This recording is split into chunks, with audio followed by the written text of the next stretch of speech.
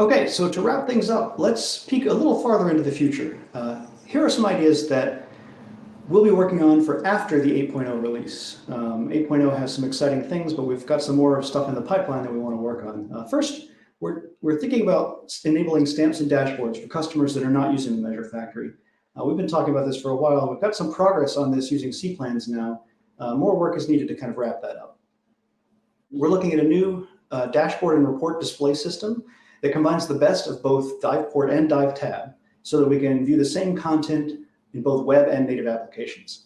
I think that'll be another exciting product. We're looking at also integrations with other BI tools.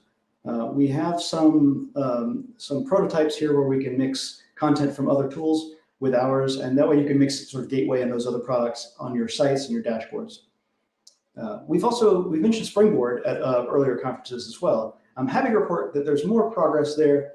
The first appearance of Springboard is probably going to be as a table portlet, and that table portlet will give you some more power, more flexibility than either the measures or matrix portlets.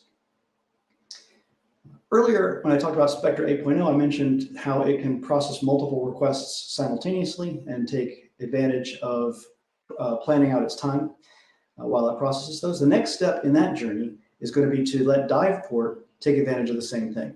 We want DivePort to be able to send all of its portlet requests at once and have Spectre process them simultaneously. And that'll give us better performance there. And last but not least, we're still looking at new ways to use AI. One way that shows promise that I'm excited about is this algorithmic approach with alerts. If we can have it, we tell it in advance there are certain thresholds or certain behaviors that we want it to track. And when it finds those, then it gives us kind of an alert, lets us know where to look. I think that will give us a good mix of control, but also trust. And those are some of the ideas for the future.